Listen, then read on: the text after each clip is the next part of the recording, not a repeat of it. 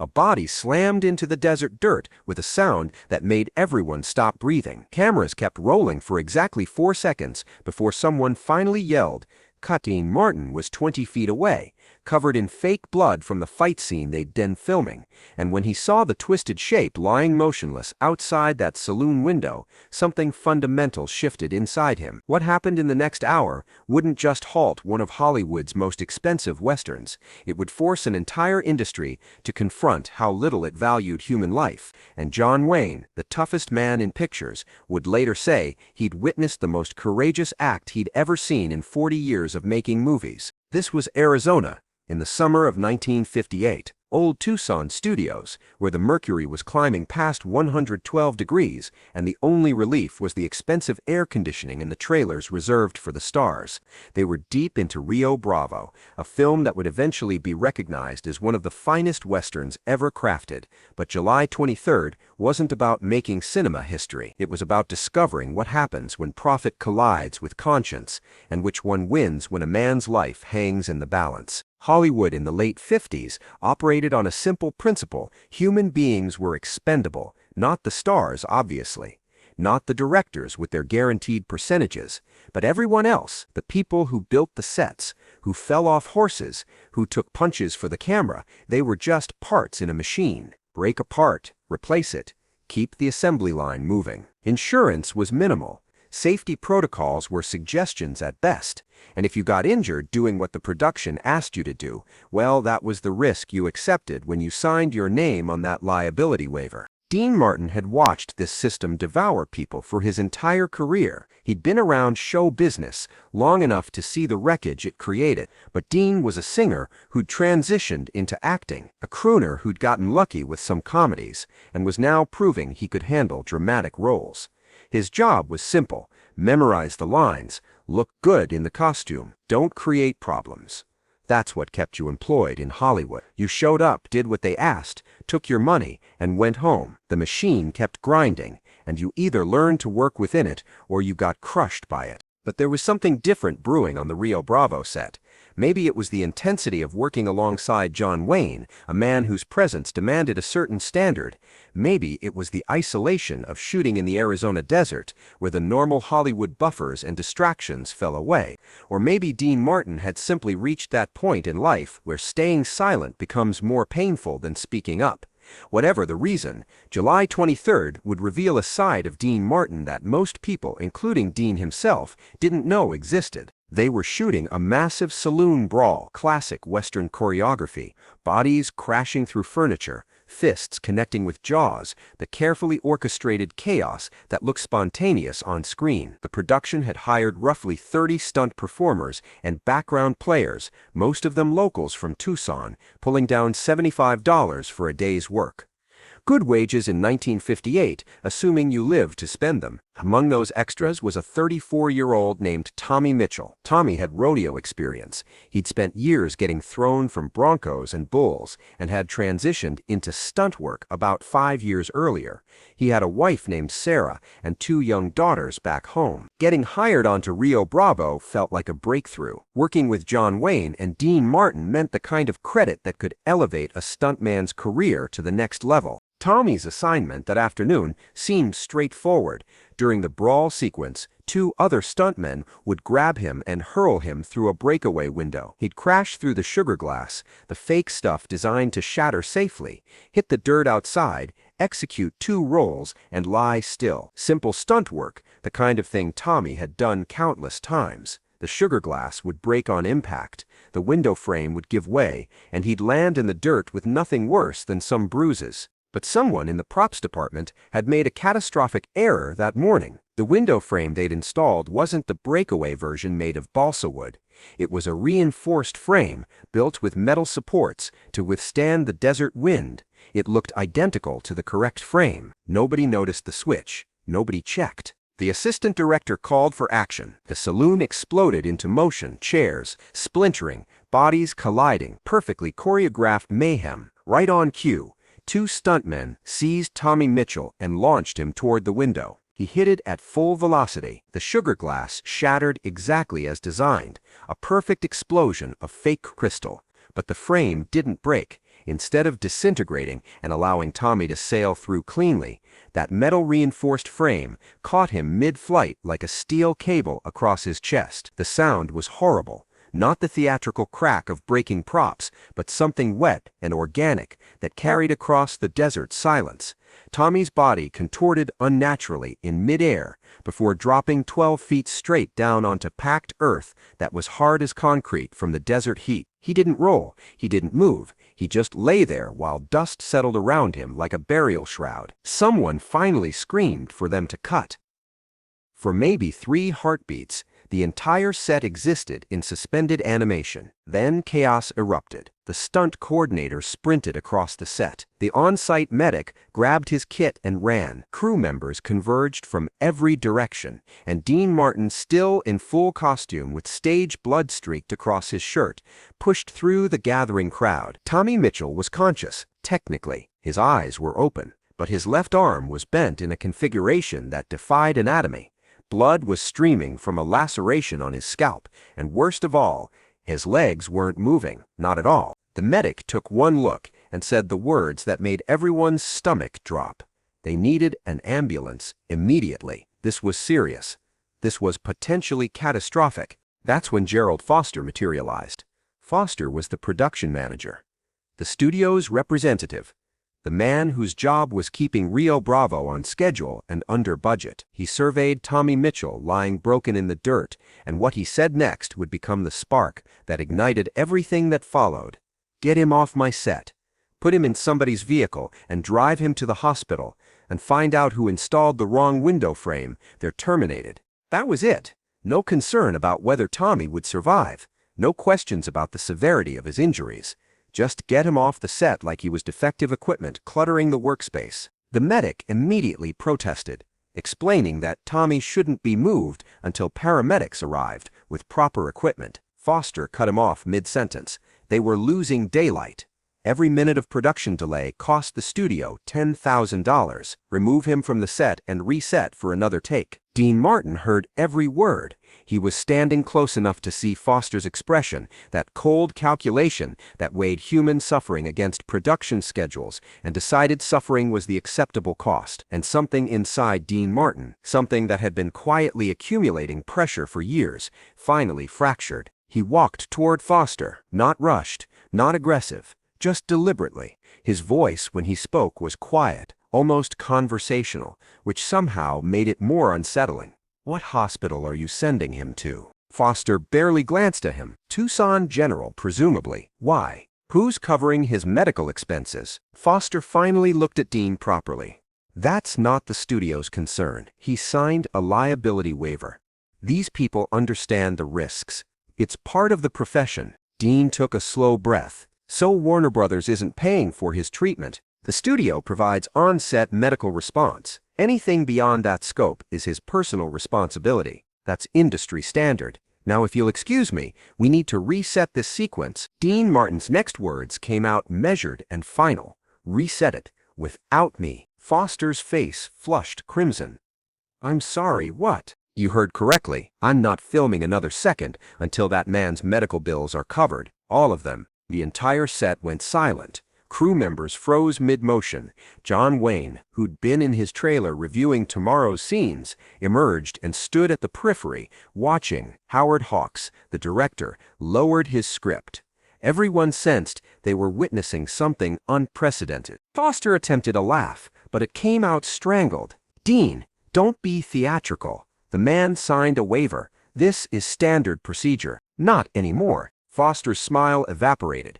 You have a contract. You can't simply refuse to work. Dean removed his costume hat and handed it to a nearby assistant.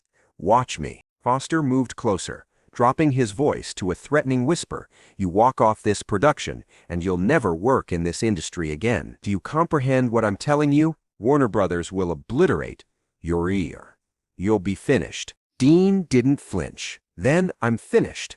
But that man's not going to lose everything he owns because your crew made a mistake. The silence that followed was absolute. In 1958, actors didn't challenge studios this way. Studios held absolute power. They could destroy careers with a phone call, blacklist performers permanently. ensure you never saw the inside of a soundstage again. Dean Martin understood this. Everyone understood this. But Dean was holding his ground anyway. Foster played what he thought was his winning card. You're stopping a production that employs 150 people. Every day we're not shooting is a day they're not earning wages. You want that responsibility. Dean looked around at the crew surrounding them. Electricians, camera operators, makeup artists, sound technicians, all of them watching to see what would happen next. And then Dean said something that changed everything. How many of you have been injured on a set and had to pay your own medical costs? For a moment, nobody reacted. Then slowly, deliberately, hands began rising. 1 hand, 3 hands, a dozen. More than half the crew raised their hands. Broken bones from equipment failures, concussions from falling lights, burns from malfunctioning pyrotechnics. Every one of them had been told it wasn't the studio's problem. Dean turned back to Foster. So it's not just Tommy, it's all of them. Everyone on this set who's been damaged and discarded. You're telling me that's just the system? Foster's jaw clenched. This is a business, Martin, not a charity. Then let me clarify the situation.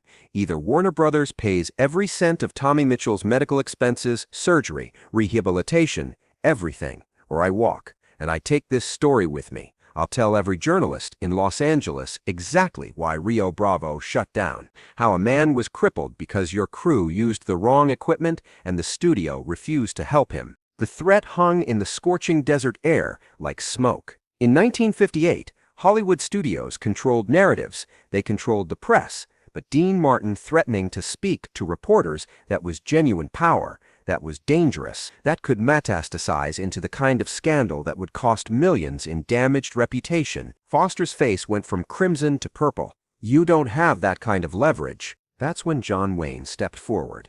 The Duke had been observing the entire confrontation in silence. Now he walked directly up to Foster and stood beside Dean without saying a single word.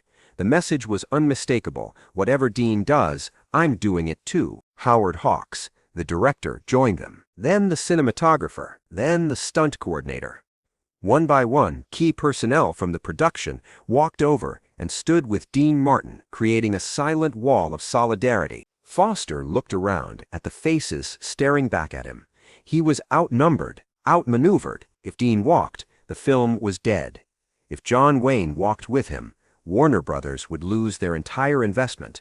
And if this became a public scandal about how the studio treated injured workers, the damage would be catastrophic. Foster pulled out a handkerchief and wiped his face. I need to make a phone call. He disappeared into the production office trailer. Dean Martin remained motionless, arms crossed, waiting. The crew didn't reset anything. Nobody moved. The entire production was frozen, thousands of dollars evaporating with each passing minute, but nobody cared. Something more important than money was happening. 20 minutes later, Foster emerged. His expression was carefully controlled.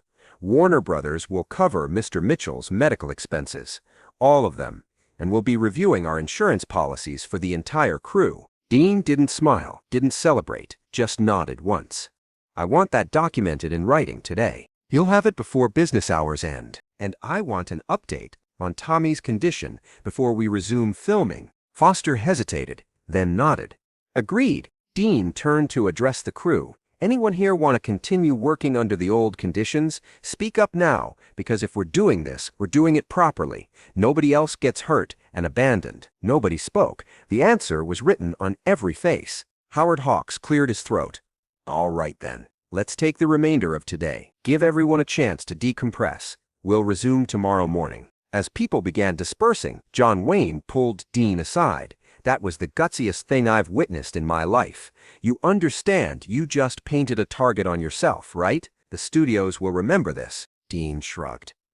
Let them remember. Wayne studied him for a long moment, then extended his hand.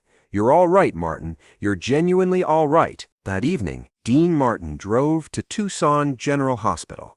Tommy Mitchell was in surgery. His wife, Sarah, was in the waiting area. Terrified, clutching a preliminary bill estimate that would have bankrupted their family for decades. Dean sat down beside her. Mrs. Mitchell, I'm Dean Martin. I was present when your husband was injured. Sarah looked up, her eyes red and swollen. Is he going to be okay? The doctors are doing everything possible, but I need you to understand something. Warner Brothers is paying for everything, every penny.